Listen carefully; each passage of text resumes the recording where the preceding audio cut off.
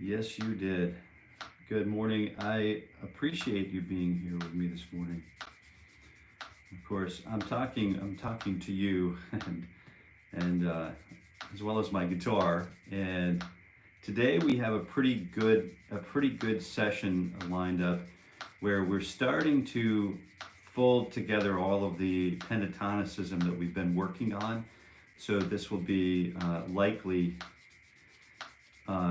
a pretty busy session. So I'm just getting ready. I think I've got my fingernails almost set to go, right? And I was hoping to get all of this done before 7:30, but didn't happen. So today you get to witness a little bit of the old fingernail file. I do appreciate I do really appreciate reaching out.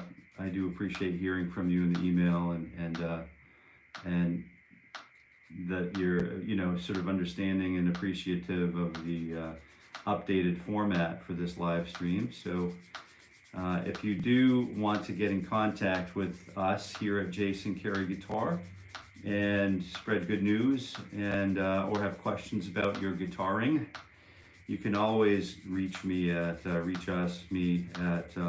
JasonCareyGuitar.com. So you could even download some free stuff there. It's just a really simple experience, but you can fill out a form, let me know what you're after, and just communicate with us if you like. You can do that anytime you want. All right, so I'm starting with a tune-up this morning. All right, good morning. We're starting with the A440 and looking at, oh, here we go. Don't touch the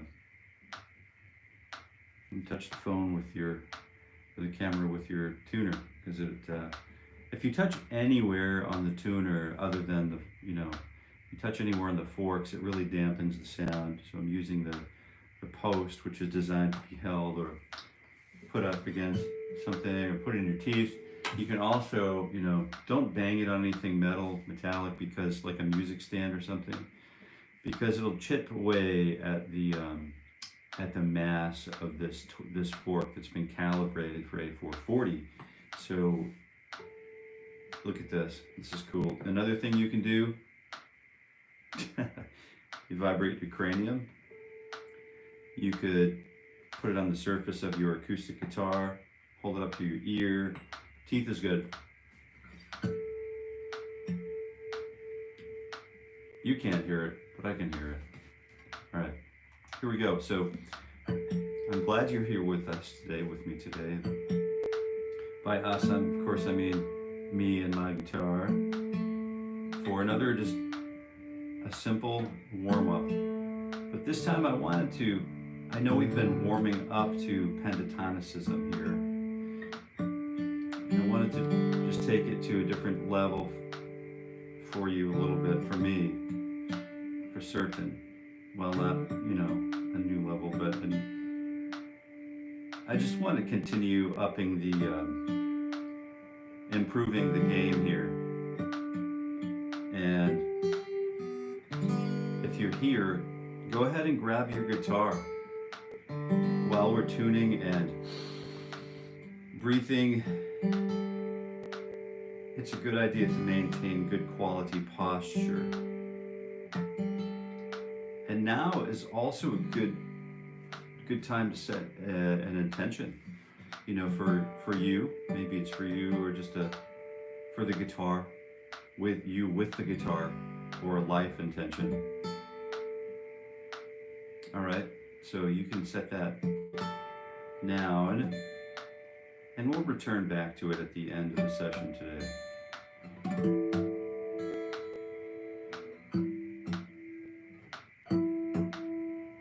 Yeah, I think we're good.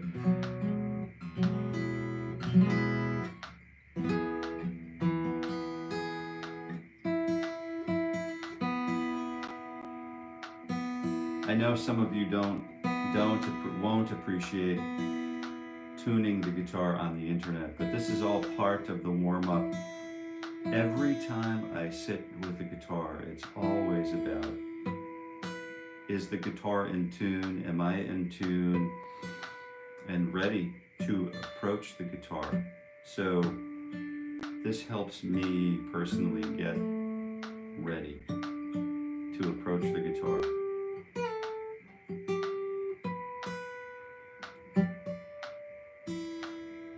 And we're just about there. I think we're there.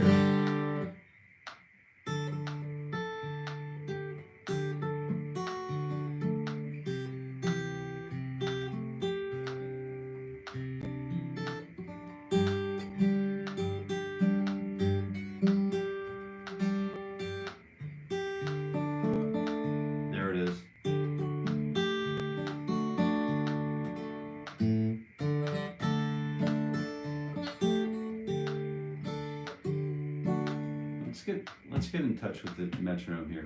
We'll come back to that song. Let's go ahead and get started with warming up. 1 E and 2, fingers 3 and 4 and 10 and 12. Here we go.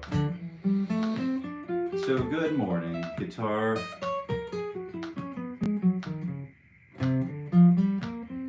Some days I feel like I can conform to the metronome, and other days I feel like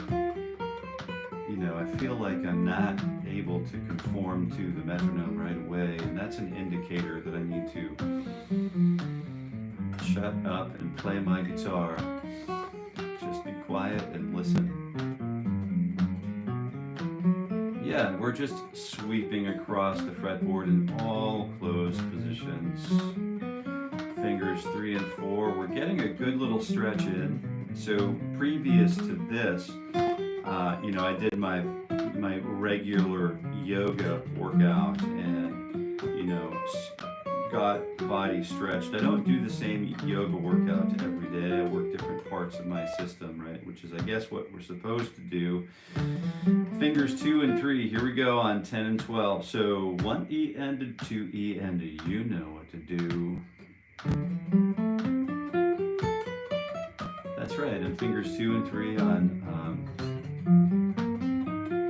in the patternistic form, flying in formation.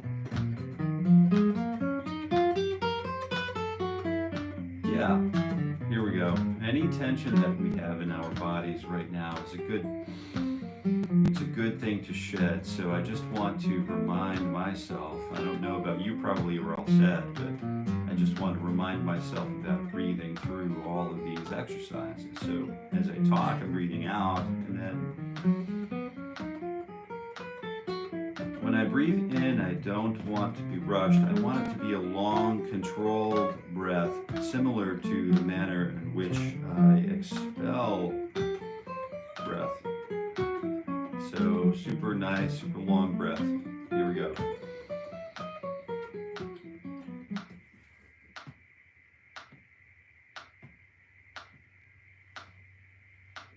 Fill it right up, and then sometimes it's good to sigh it out. 1 E and 2, frets 10 and 12, and 1 and 2. Here's 1 and 2. You know what to do.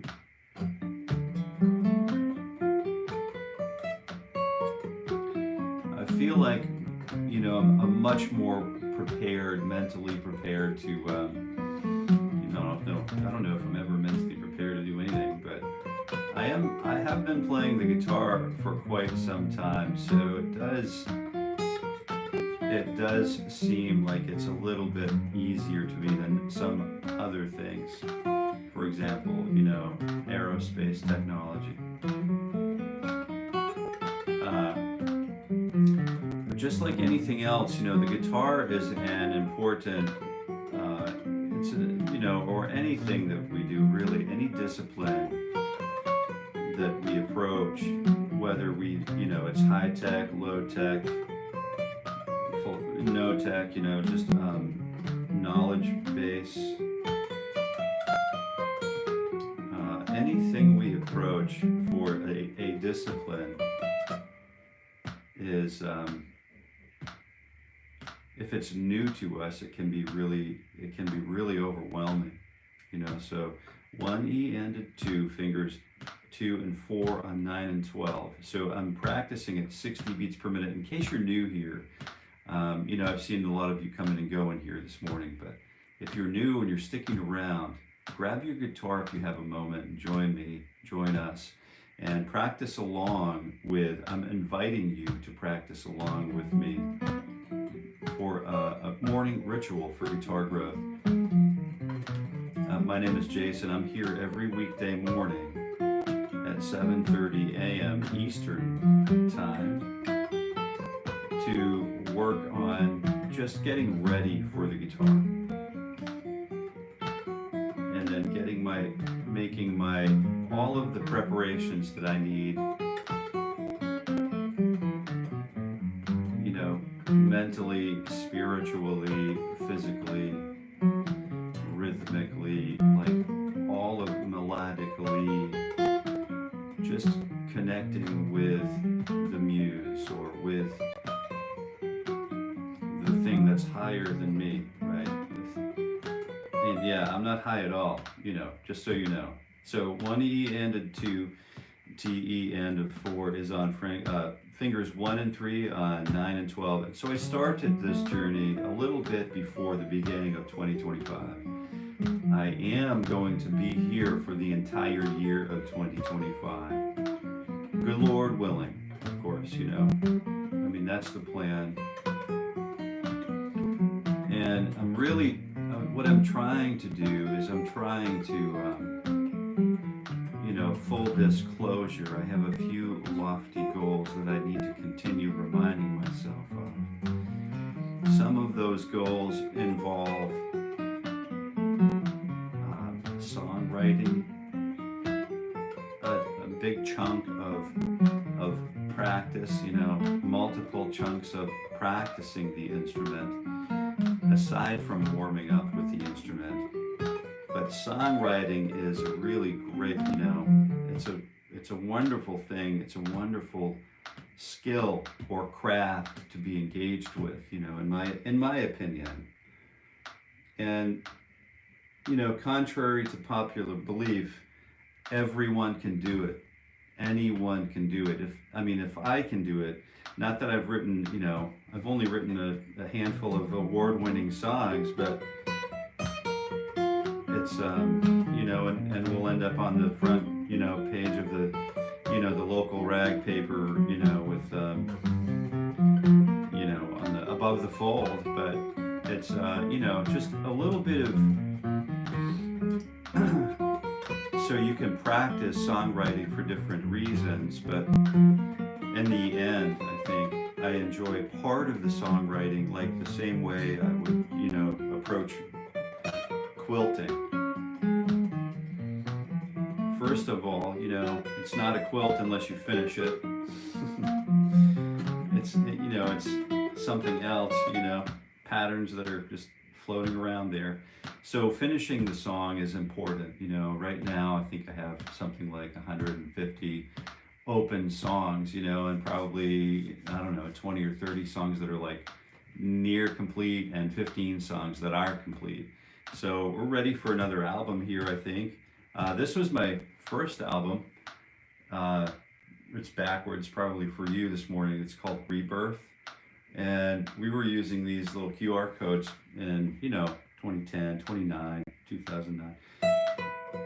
Because, you know, nobody really knew what to do with them, of course, but they do now. I'm just running that same 1 finger 1 and 4 again because it feels good to just get that.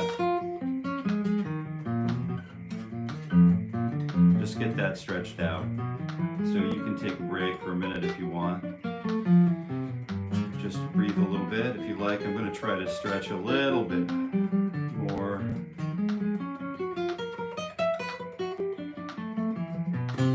And now I'm coming up to my actual physical stretch. So this is usually where people scrolling by just stop and say hello, pause, just chill out here for a few minutes, and then decide what's this old white dude doing? He's just sitting here on the internet stretching himself, and I don't have any time for that.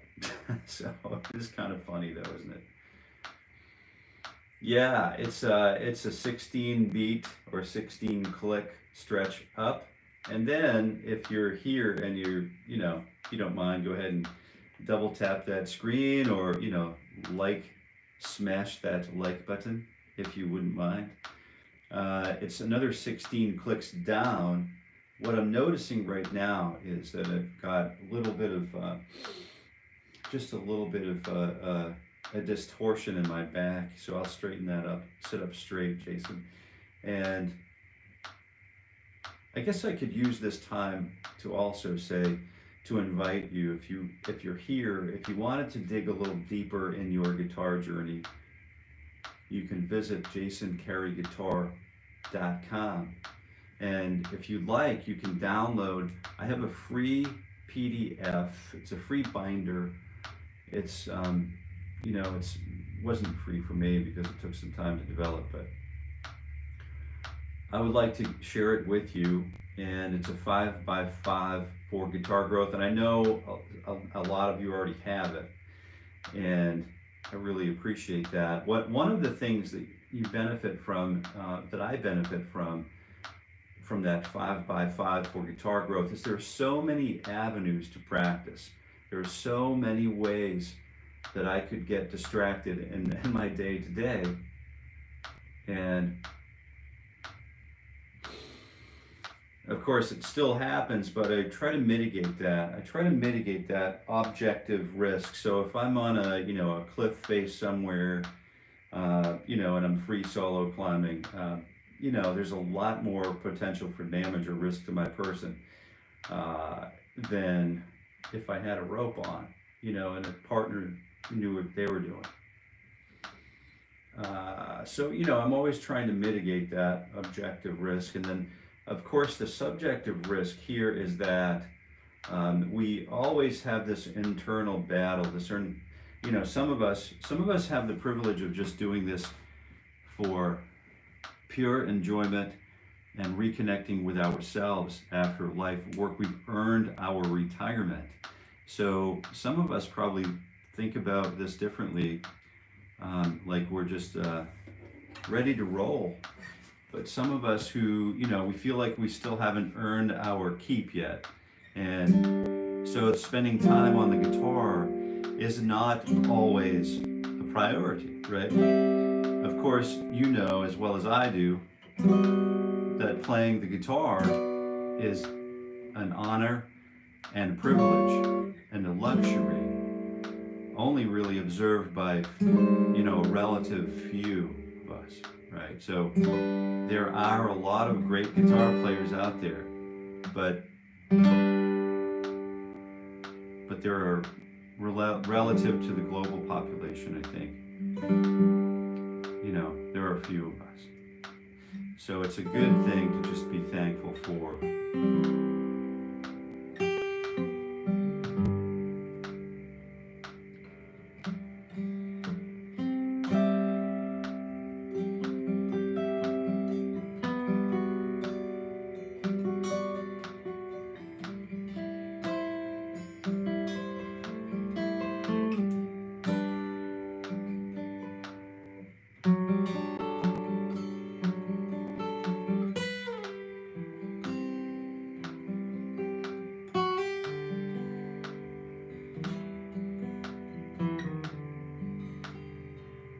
So I'd play that one more time. It's just an improvised.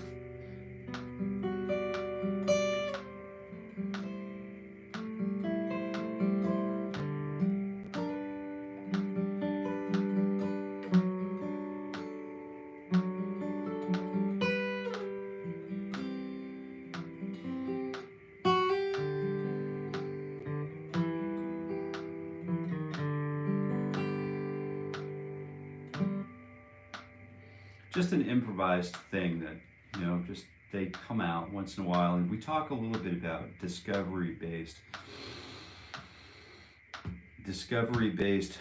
learning and discovery-based methodology. And is it a waste of time to break away from the disciplined warm-up and fall away from that and get lost for a couple minutes? Yeah, I think it is. It's worthwhile. But then you realize, oh yeah, that's right. I really do have an obligation to play the guitar and to get better at the guitar. And for whatever reason, I'm called to do this. So I better get my butt in gear and just get back on practicing. So yeah, let's get the cover off that tee. Man, is that hot? Wow, is that hot? I'll put this up here, and you can see the steam rolling off this sun gun.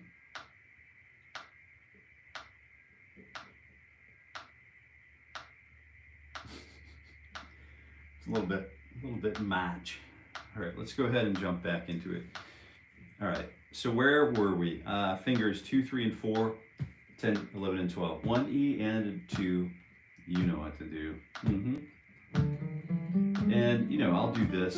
If you're new here, welcome. I'm Jason Carey, and I'm Jason. This is the morning ritual for guitar growth. It's a program that I started here on Jason Carey Guitar, this channel,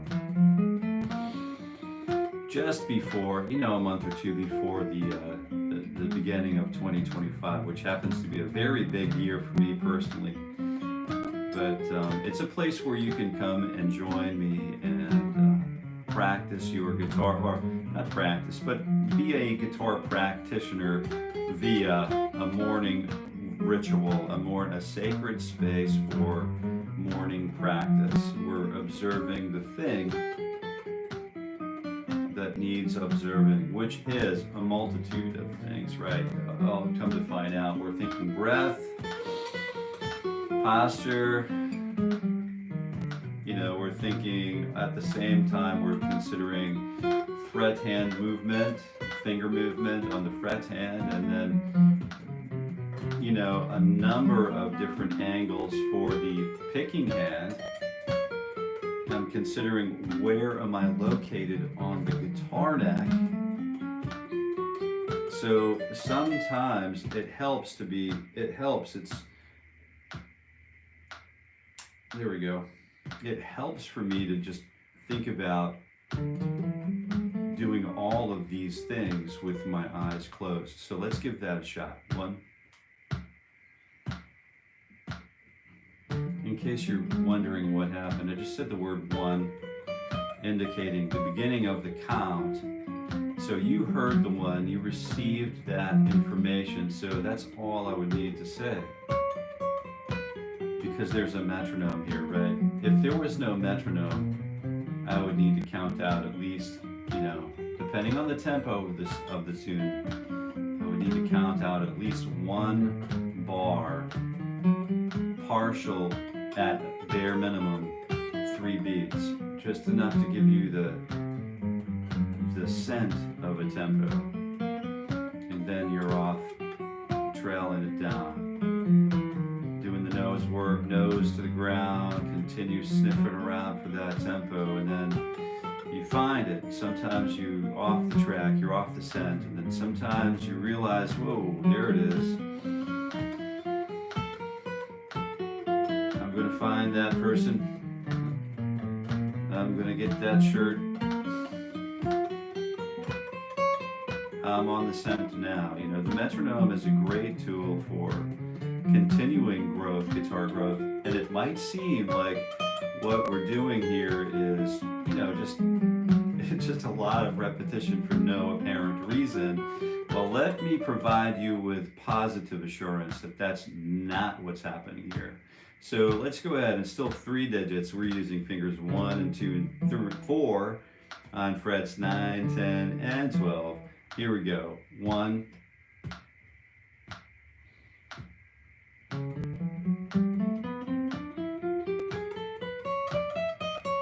Let me provide you with some positive assurance that this is absolutely worthwhile.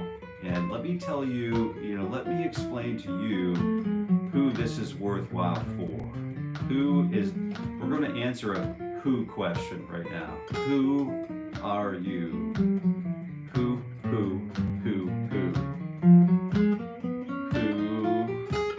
are you? Who? Do you prefer to be like an expert practitioner in your field? You just want to play by a campfire? Do you want to be, because, you know, a weekend warrior, you know, do some gigs over the weekends.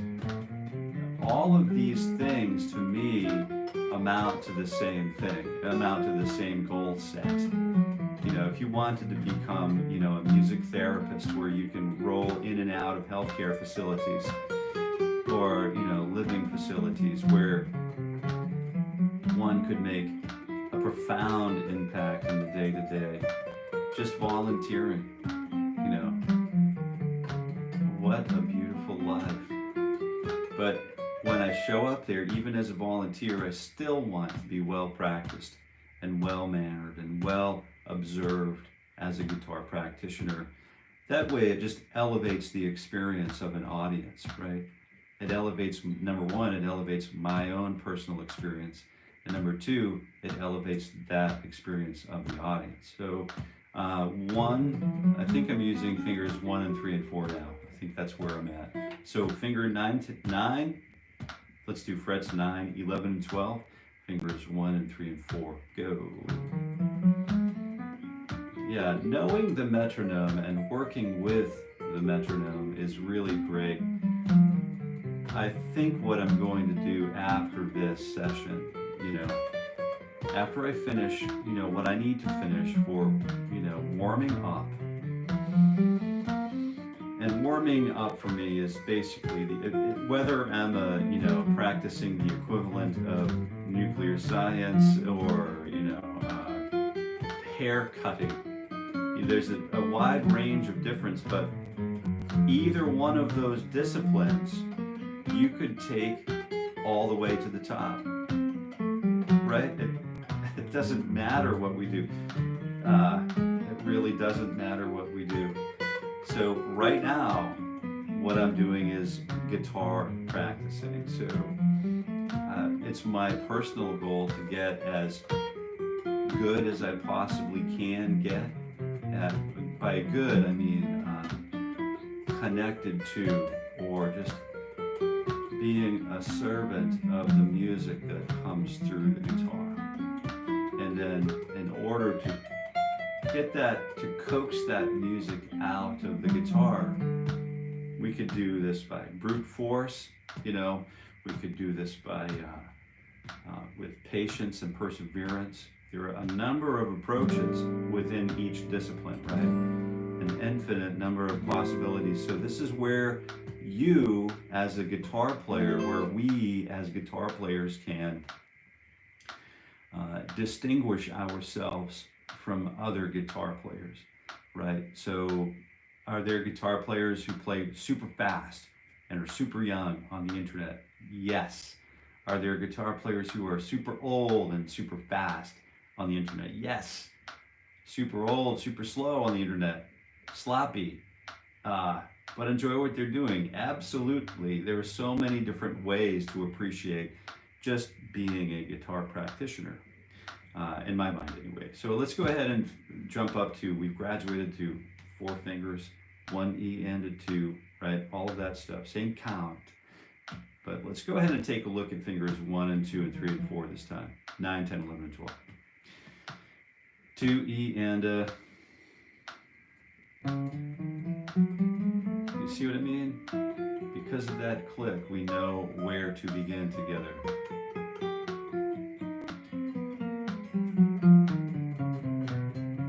Let's do some finger rolls. Let's roll from string to string, which causes us to think about a different technique, expanding a little bit. Now let's think about what would happen if I do a finger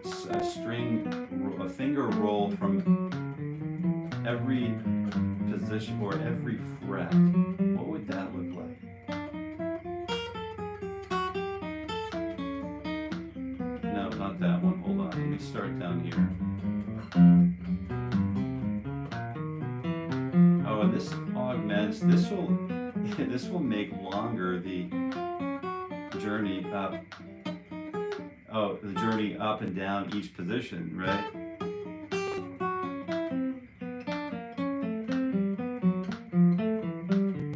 Because we're rolling each finger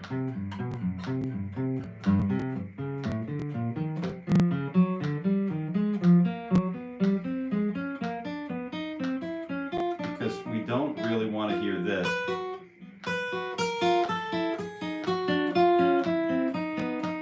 You can hear multiple notes ringing at the same time, and that's really not, I mean, it's good to, we need to know how to do that, but I feel like that's a little lower hanging fruit than making the continuity line of a single note line.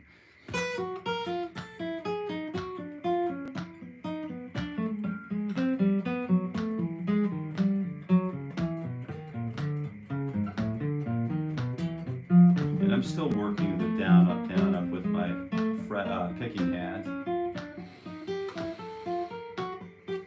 Still working the breath too. The breath is super important here, and posture.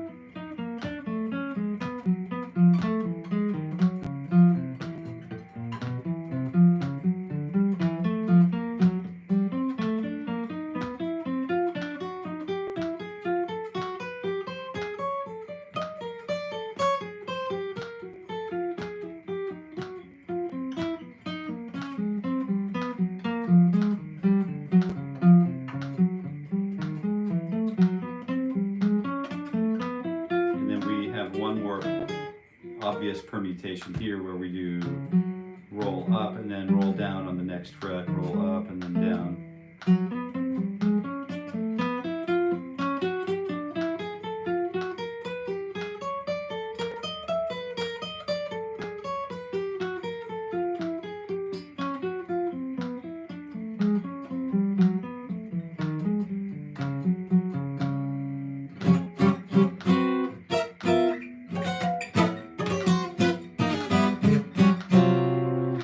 So let's take a look at something a little bit more palatable, if you will. So we're working through fingers 1, 2, 3, and then stretch 4. So we're on frets. Well, I'm on frets. If you'd like to follow me, you're more than welcome to join me.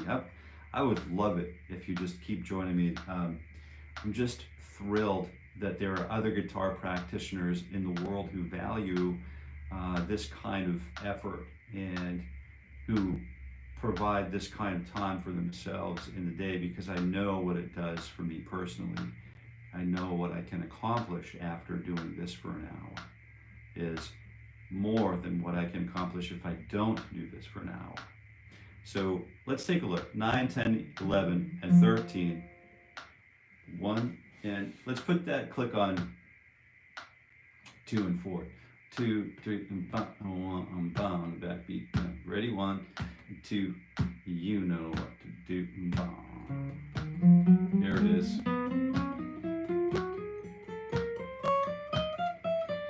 And Raul, I did get your email, and I will definitely respond. I'm not sure if you're here today.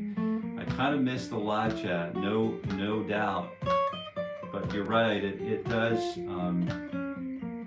The whole point of this for me personally, is to grow. And I'm not really, to grow, I'm talking specifically about guitar growth. And, not necessarily social growth, because I have plenty of opportunities to do that in my day-to-day life. But I do certainly appreciate hearing from you if you do want to communicate. If you would like to communicate, you can always do that through jasoncareyguitar.com or growth@jasoncareyguitar.com. You can email me. Just simple things, While I would love to just sit around and chew the fat, so to speak, I do feel like this is going to be the format going forward for the next sort of immediate future. Anyway, for better or worse, it is what it is. Yeah. So I'm not sure where you're all at, really, but I hope you're enjoying playing the guitar. Yeah, I hope you're enjoying this. 1 and 2, 9, 10, 11, 12, and we'll kickstand that first finger back for Jill. 1 E and 2, you know what to do. There we go. And for this one, I tend to lean forward a little bit more. This is not a permanent situation for me, so I remember to keep my belly tucked in. It's like my belly button is trying to reach my spine, and then my back, my spine is straight. Tailbone's back a little bit, but my back is straight. And then every time I feel like my belly is not holding fast, it means that I'm weeping into a world of, you know, of hurt, I think. Long term, I'll cause some workplace injury. So it's good for me to just remember posture all the time. So, you know, tough core is a good, it's the name of the game for this kind of stuff. And you're noticing that my spine is erect, and I've got a nice posture for this. And you can see, I'm going to stop right here and then take a look at what my thumb is doing, where my thumb is. My thumb is in the middle of these fingers, distributing the power. So it's in the middle there on the back of the lower back of the mid to lower back of the guitar neck.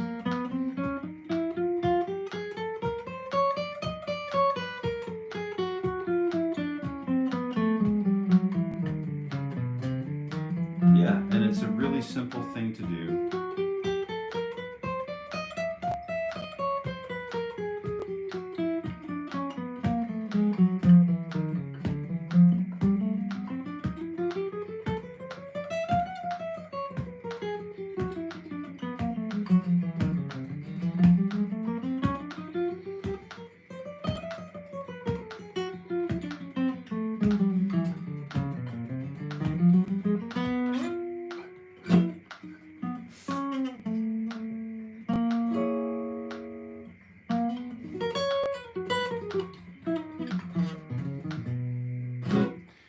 I'm starting to feel warm. I think I'm overdue for one more stretch. Let's get one more stretch. Usually I like to push.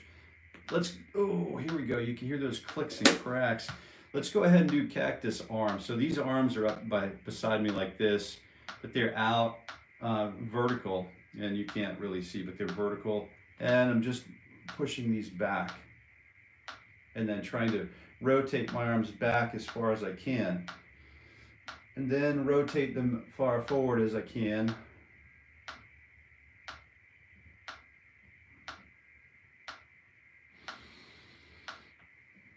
And that's good work to counter what we do as guitar practitioners. All right, so another stretch is the go-to for me is like just getting those forearms and fingers maintained.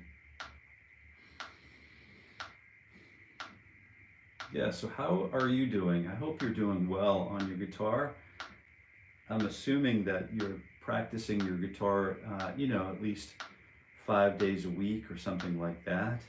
Hopefully you have some exposure to the guitar for every day a week, but there's always time to pick up the guitar.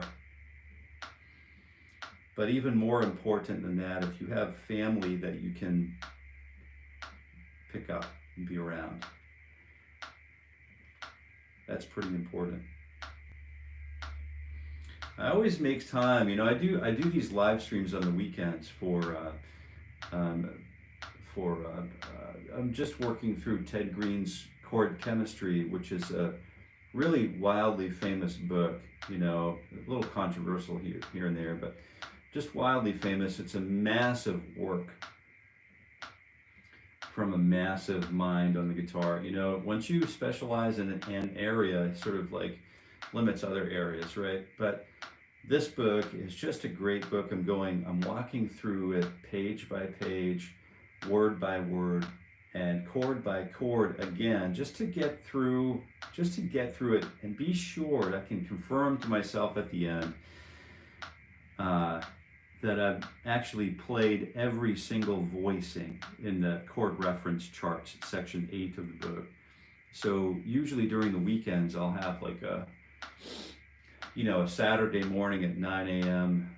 Eastern premiere of that video, and we'll kind of sit around in the old comment section and we'll chat through our way through that sometimes. And I just realized this past weekend on Sunday, we're releasing them on Sundays at 9, which is like, it's probably a day that some of us don't do anything. I know some of us don't do anything on Saturdays. But the videos are there, and if you want to work on those on your leisure, those are great videos to check out. If those videos didn't bring you here, then they're great to check out as a testament to like what a great mind does over the span of a lifetime. You know, one of the things a great mind can do is to notate the state of the art or the craft for the rest of us. And I'm not saying it's the be-all, end-all, but it certainly is a profound book.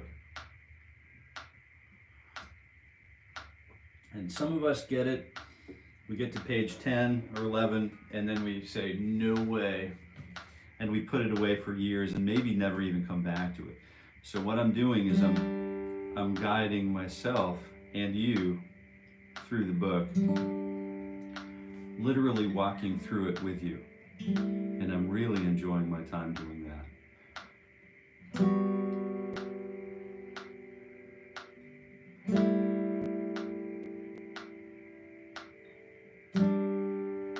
Something simple that you can just do, you know, is take a chord shape, and this isn't even really a chord shape, it's a sort of dyadic. But when I move it, well, when I start on fret 3, fret 5 on the D string, and then open G, and then fret 3 on the B string, that's the root, double on the open G, and then the 5th.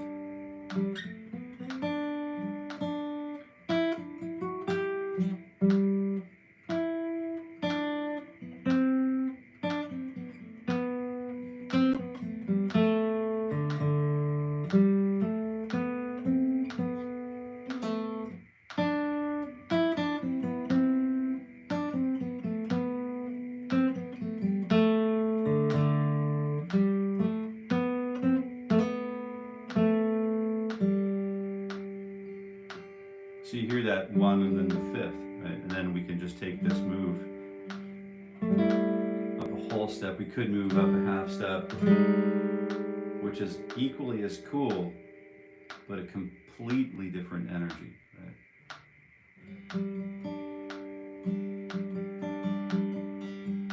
And it doesn't always have to be filled with noise, with like, just because I'm insecure about letting the notes run. I want to show you how scary a player I am and play 1,000 notes a second, right?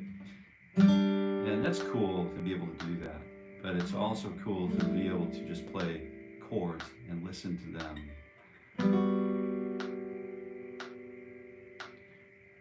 As the tide ebbs and flows, so too does harmonic movement.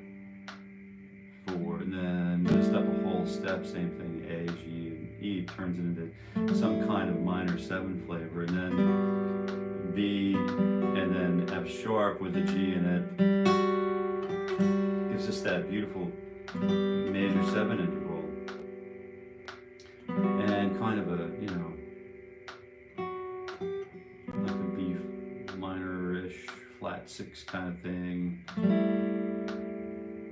But if I put all of that on top of an A note,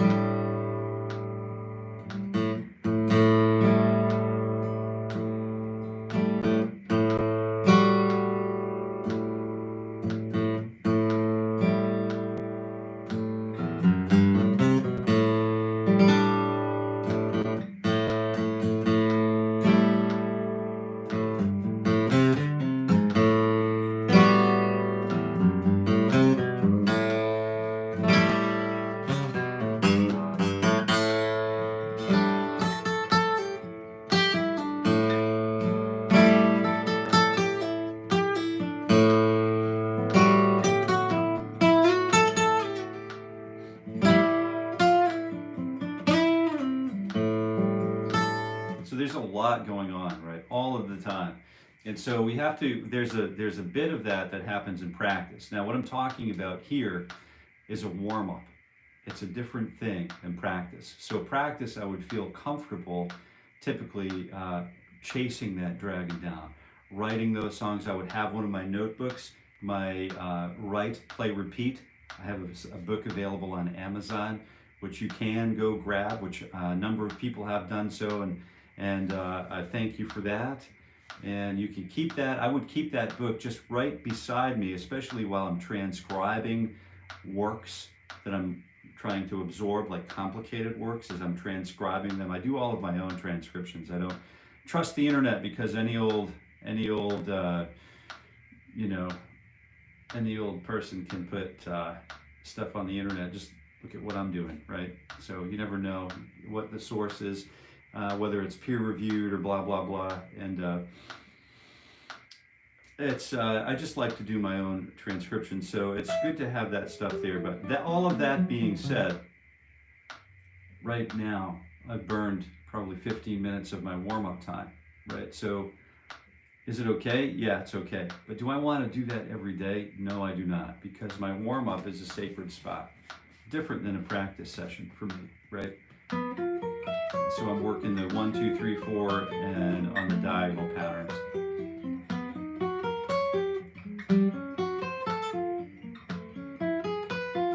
And I do these every day because, you know, and I do permutations of these every day because I'm going to shorten this as well. I'm already moved to the formula strings, but I do permutations of these. But I like to do this one in particular because it provides that ease of continuity. It's something that you can follow along with if you like. Or if you don't like, you know, that's up to you.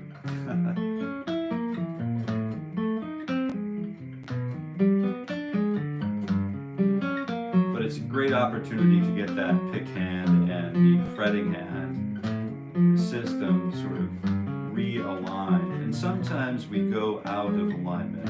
You know, we have the administrator and the subordinate, but really both of these can't accomplish the job without the other. Do you know what I mean?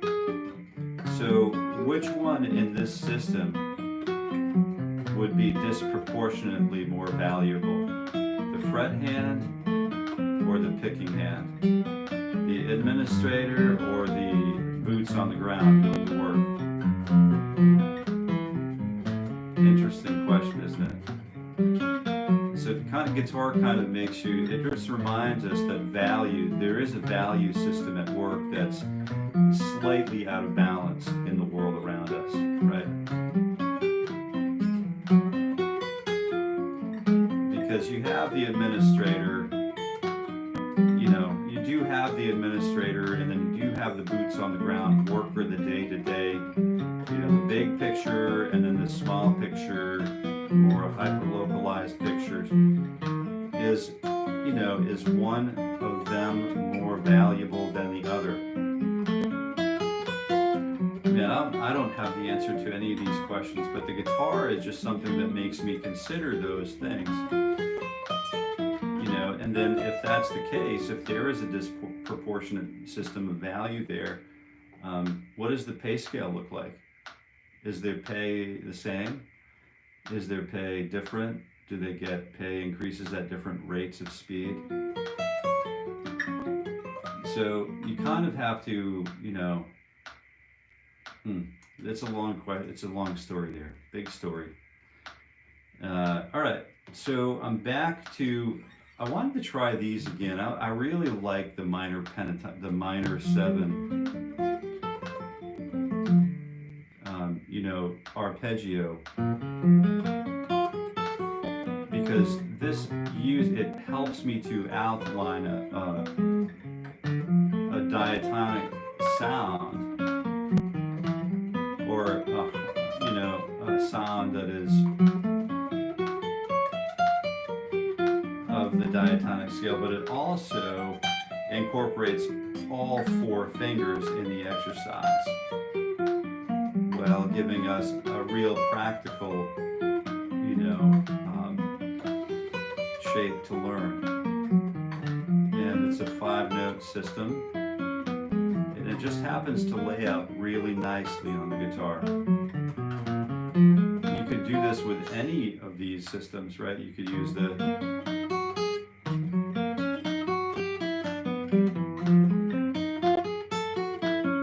any of the minor 7, arpeggios.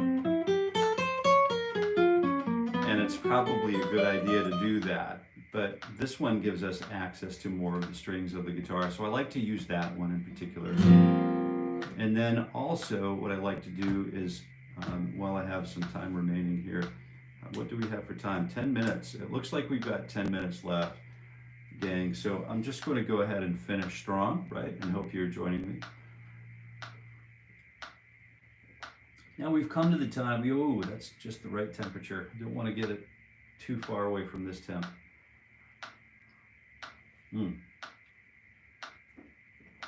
Let's get the cover back on to preserve that situation for as long as possible. Extend that situation. And there's the benefit of a good insulated mug and cover. Man, simple technology. All right. Where was I at? Oh, minor pentatonic. I was going to start with just doing this, the minor pentatonic system and just chromatically, 𝘎𝗿𝗶𝗀𝘆 the thing. Let me explain really quickly to you what I mean by that.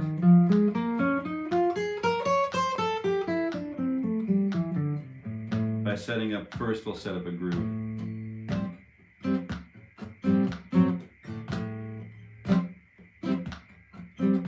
Oh, you know what? Why don't we do a groove that everyone knows?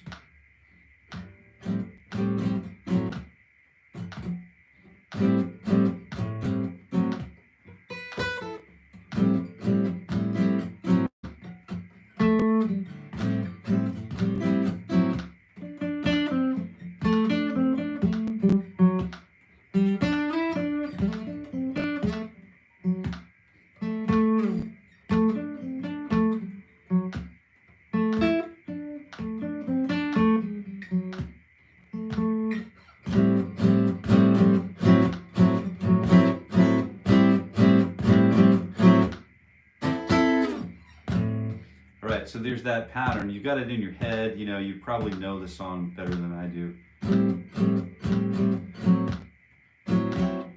1, 2, T and 4 and 1, 2 and 3, 4 and 1 and 2 and 3 and 4 and 1 and 3, 4 and 1, 2, 3 and 4 and 1 and 3, 4 and 1, 2, 3 and 4 and 1, 2 and 3.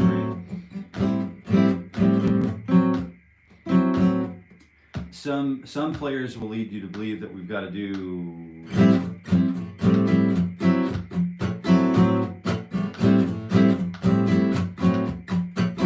That's really the job of the drummer, though, It's the same thing that happens when we work with a bass player. We don't want to step on the toes of the great bass players we hire, so.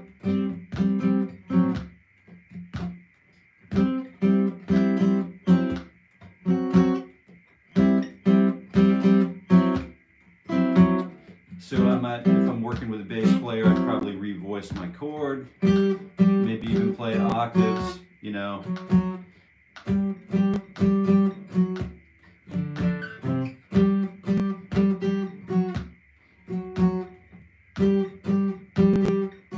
And play that until I fall into a trance. So here's the chord progression, and then why I would practice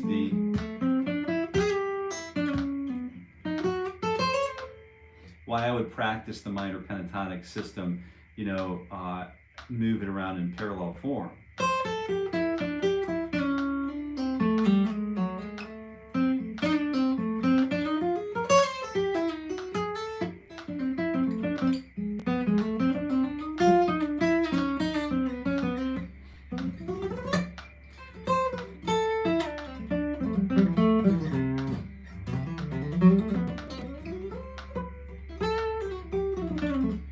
I would probably not, do that all right away. I would hope to work up to it and have the notes be a little more meaningful than that.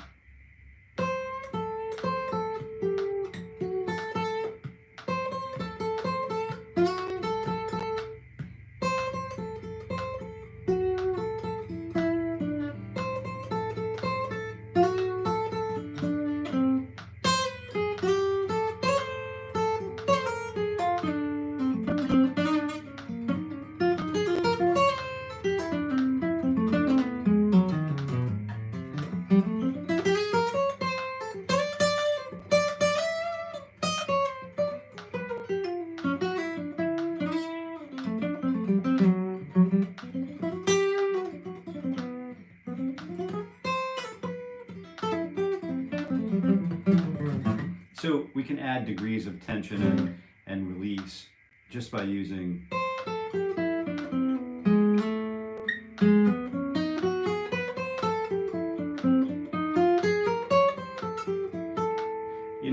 the minor pentatonic scale, 1/2 step higher, 1/2 step lower, just by,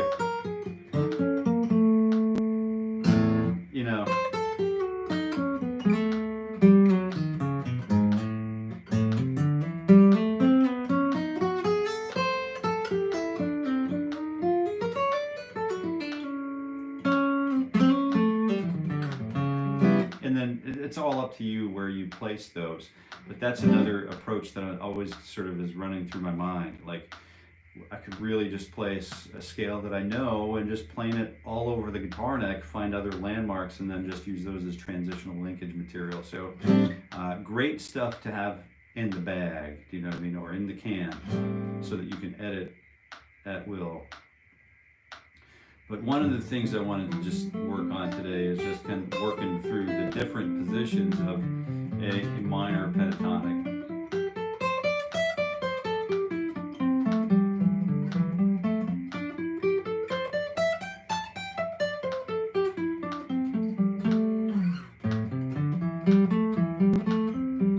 And then patternizing it. This is another thing that I love to do, have to do.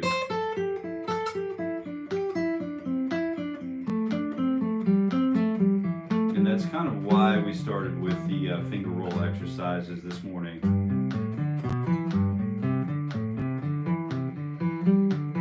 Now moving up 4 and then going back 4 minor pentatonic scale degrees. And now I'm using these, I'm going up 4 and then going back down to the next note in the pentatonic sequence.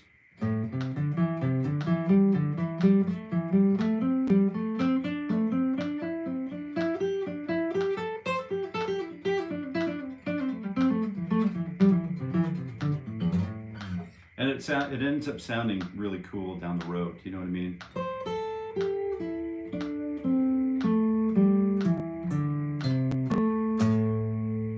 I know you know what I mean. So I like to patternize all of these patterns.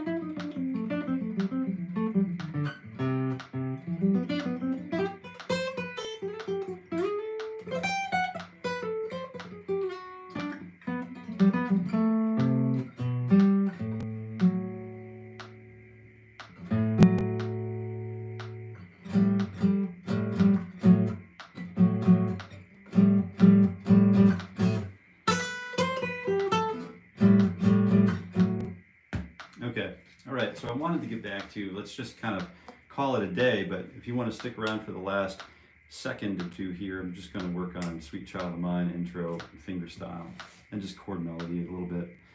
It's not the intro, the intro would be...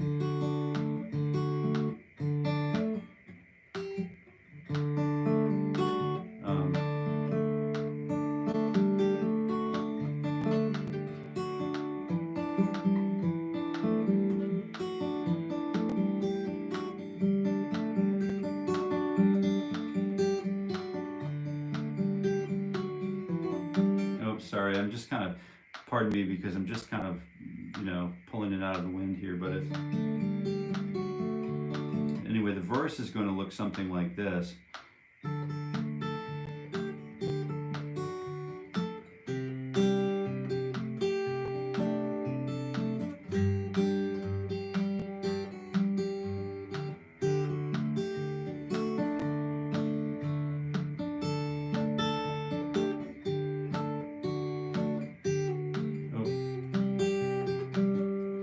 tough one to get to, that C.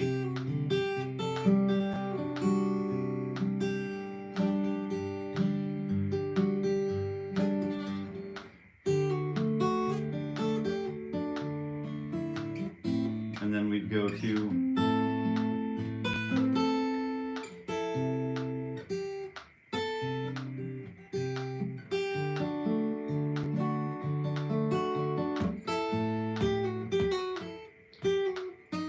so let me work out a finger picking pattern for this because it's such a cool melody.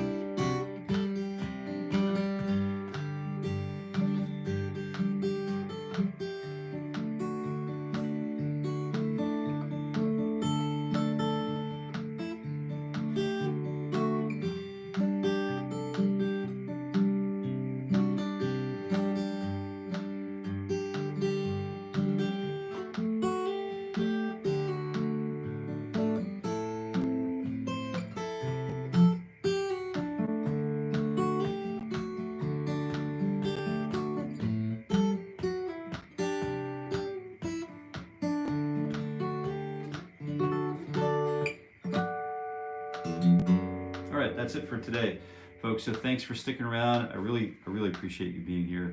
Thanks for playing guitar with Jason Carey Guitar. See you again tomorrow morning at 7:30 a.m. Eastern Time. Until we meet again, I wish you happy picking.